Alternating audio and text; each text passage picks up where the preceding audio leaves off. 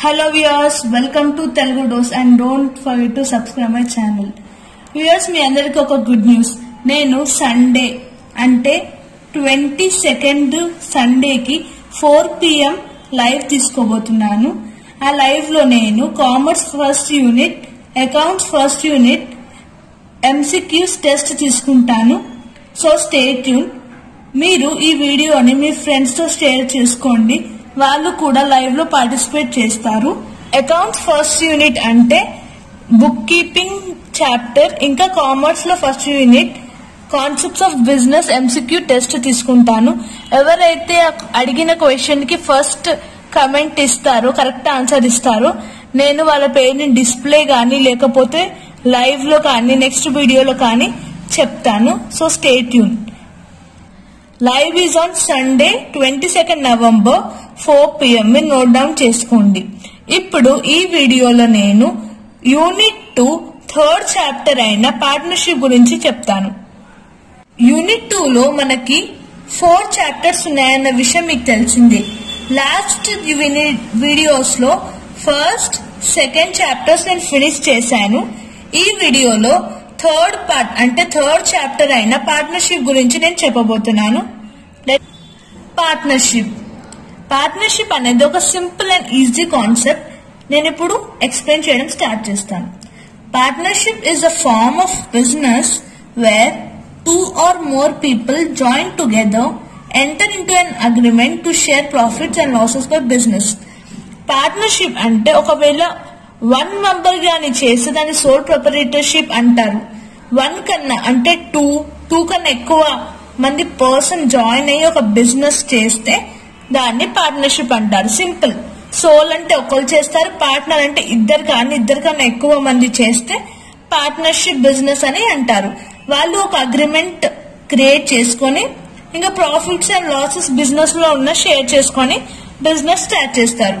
ఇప్పుడు partnership advantages ఏంటో మనం చూద్దాం. పార్ట్నర్షిప్ అడ్వాంటేజెస్ లో ఫస్ట్ వన్ వచ్చేసి ఈజీ ఫార్మేషన్. మనం ఇప్పటిదాకా తెలుసుకున్న బిజినెస్ లైక్ జాయింట్ గానీ సోల్ ప్రొపరేటర్షిప్ కానీ ప్రాసెస్ సింపుల్ గా ఉంటుంది. పార్ట్నర్షిప్ లో కూడా అంతే సింపుల్. అగ్రిమెంట్, ఒక లైసెన్స్ తీసుకొని ఫార్మేషన్ అంటే కంపెనీ ఈజీగా ఫామ్ అవుతుంది. Large resources. పార్ట్నర్ ఉన్నందుకు ఒక 2 కన్నా ఎక్కువ మంది ఉన్నా సరే రిసోర్సెస్ ఎక్కువ కావాలి, అప్పుడు బిజినెస్ కూడా పెద్దగా ఉంటుంది. ఎందుకంటే మనము క్యాపిటల్ కూడా ఉన్న పర్సన్స్ ఎక్కువ పెడతారు కాబట్టి లార్జ్ బిజినెస్ అని చెప్పవచ్చు. Sharing risk. సోల్ ప్రొపరేటర్షిప్ లో అయితే రిస్క్ ఒక పర్సన్ తీసుకుంటాడు, కానీ పార్ట్నర్షిప్ లో అలా కాదు. ఎవరైతే ఉన్నారో వాళ్ళందరూ రిస్క్ ని బేర్ చేస్తారు. Business secrecy. ఫోర్త్ అడ్వాంటేజెస్ వచ్చేసి బిజినెస్ సీక్రసీ.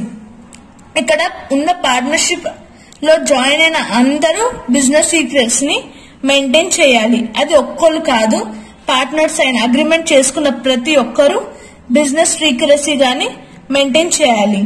ఫిఫ్త్ పాయింట్ వచ్చేసి ప్రామినెన్స్ ఇన్ డెసిషన్ మేకింగ్. ఇప్పుడు పార్ట్నర్షిప్ లో ఇంతమంది ఉన్నారు కాబట్టి బిజినెస్ గురించి డిస్కషన్ చేసి మీటింగ్స్ అవన్నీ హెల్ప్ చేసి డెసిషన్ అనేది క్విక్ గా తీసుకునే ఛాన్సెస్ ఉంటాయి. ఇప్పుడు డిసడ్వాంటేజెస్ ఆఫ్ పార్ట్నర్షిప్ చూద్దాం. ఫస్ట్ వన్ వచ్చేసి అన్లిమిటెడ్ లయబిలిటీ. అన్లిమిటెడ్ లయబిలిటీ ఎందుకంటే పార్ట్నర్షిప్ లో లయబిలిటీ అనేది పర్సనల్ గా ఉంటుంది. ఒకవేళ బిజినెస్ కానీ లాస్ వస్తే వీళ్ళ పర్సనల్ అసెట్స్ కూడా వాళ్ళు బిజినెస్ లో పెట్టి దాని ప్రాఫిట్ కోసం దాన్ని కంటిన్యూ చేయాల్సి వస్తుంది. సెకండ్ డిసడ్వాంటేజెస్ వచ్చేసి మ్యూచువల్ డిస్ట్రస్ట్. ఇంతమంది అంటే పార్ట్నర్ లో చాలా మంది జాయిన్ అవ్వచ్చు కాబట్టి వాళ్ళు తీసుకునే డెసిషన్ లో కానీ ఏవన్నో గానీ మ్యాచ్ కాక ఉండకపోవచ్చు. అందుకే ట్రస్ట్ అక్కడ డిస్ట్రాయ్ అవుతుంది. అందుకే మ్యూచువల్ డిస్ట్రస్ట్ అనేది ఒక డిసడ్వాంటేజెస్ అని చెప్పవచ్చు. Delay in decisions. నేను ఇప్పటిదాకా చెప్పినట్టుగా అడ్వాంటేజెస్ లో డెసిషన్ క్విక్ గా గానీ లేకపోతే ఆ డెసిషన్ కానీ ఎవరికి నచ్చకపోతే అది కరెక్ట్ అయినా సరే అది డిలే కూడా అంటే లేట్ కూడా కావచ్చు. అందుకనే ఇది ఒక డిసడ్వాంటేజెస్ ఇన్ పార్ట్నర్షిప్ అని చెప్పవచ్చు. నెక్స్ట్ మనం టైప్స్ ఆఫ్ పార్ట్నర్స్ గురించి చూద్దాం. ఈ ఆన్సర్ చాలా ఇంపార్టెంట్, మీకు షార్ట్ లో కానీ లాంగ్ లో కానీ అడుగుతారు. So listen properly. First type వచ్చేసి యాక్టివ్ పార్ట్నర్. పార్ట్నర్షిప్ లో ఎన్నో టైప్స్ ఉన్నాయి. నేను ఫస్ట్ ఇంపార్టెంట్ 6 పార్ట్నర్స్ గురించి మీకు చెప్తున్నాను. ఫస్ట్ యాక్టివ్ పార్ట్నర్ లో ఈ పార్ట్నర్ వచ్చేసి రోజు అంటే బిజినెస్ లో రోజు అయ్యే పనులలో పార్టిసిపేట్ చేస్తాడు. ఆయనకి ప్రాఫిట్ అండ్ లాసెస్ లో కూడా రైట్ ఉంటుంది, అంటే హక్కు ఉంటుంది. అందుకే active partner participate in day to day activities. ప్రతిరోజు యాక్టివ్ గా పార్టిసిపేట్ చేస్తాం, మీకు పేరుతో తెలుస్తుంది యాక్టివ్ పార్ట్నర్ అని. సెకండ్ వచ్చేసి స్లీపింగ్ పార్ట్నర్. ఇది ఆపోజిట్ ఆఫ్ యాక్టివ్ అని చెప్పవచ్చు. యాక్టివ్ లో ఆయన రోజు ఎలాగా డే టు డే యాక్టివిటీస్ లో యాక్టివ్ గా ఉంటాడో, ఇక్కడ ఆయన ఏ పనిలో యాక్టివ్ గా ఉండడు. స్లీపింగ్ అంటే పండుకోవడం అని ఒక పార్ట్నర్ అర్థం. దీన్ని ఇంకా డార్మాంట్ partner, it is also known as డార్మాంట్ partner అని కూడా అంటారు.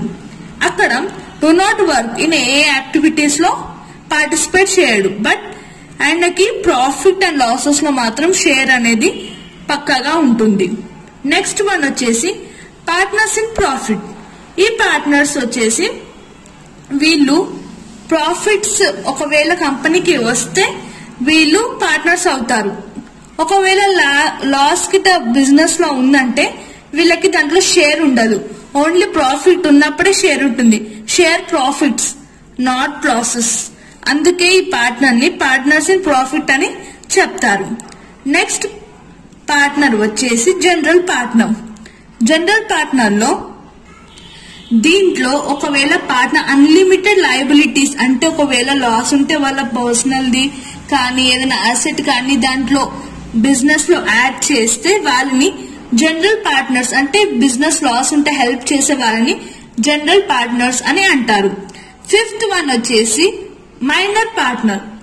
ఏ పార్ట్నర్ అయితే అండర్ 18 years ఉంటారో వాళ్ళని మైనర్ పార్ట్నర్ అని అంటారు. లాస్ట్ వన్ వచ్చేసి పార్ట్నర్ బై ఎస్టాపుల్. వీళ్ళని it is not a partner but poses at a partner. వీళ్ళు ఏ పార్టిసిపేషన్ అనేది కంపెనీలో చెయ్యరు, కానీ వాళ్ళు ఒక నేమ్ సేక్ పేరు కోసం పార్ట్నర్స్ అని చెప్తారు. వాళ్ళని పార్ట్నర్ బై ఎస్టాపుల్ అని అంటారు. ఇది చాలా ఇంపార్టెంట్ ఆన్సర్, మీరు నోట్ డౌన్ చేసుకోండి. నెక్స్ట్ టాపిక్ వచ్చేసి పార్ట్నర్షిప్ డీడ్. ఇది షార్ట్ లో కానీ లాంగ్ లో కానీ అడుగుతారు, so be careful. Partnership deed అనేది చాలా ఇంపార్టెంట్. ఒకవేళ ఒక పార్ట్నర్స్ కానీ ఒక బిజినెస్ చేస్తే ఒక ఫామ్ అనేది ఉంటుంది, ఆ ఫామ్ నే పార్ట్నర్షిప్ డీడ్ అని అంటారు.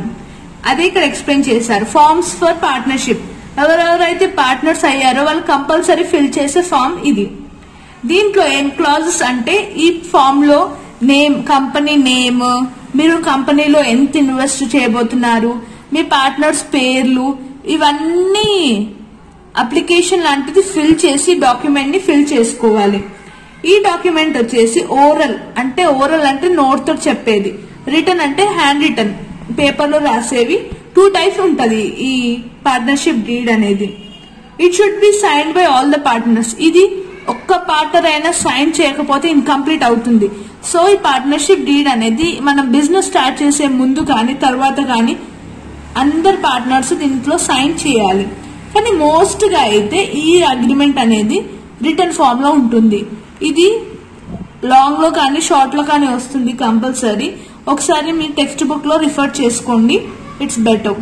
This is all about partnership. చాలా ఈజీ అండ్ సింపుల్ కాన్సెప్ట్ అండి, అండ్ ఆల్సో ఇంపార్టెంట్ కాన్సెప్ట్. దీని నుంచి మీకు పక్కాగా 1 or 2 questions exam point of view లో వస్తాయి.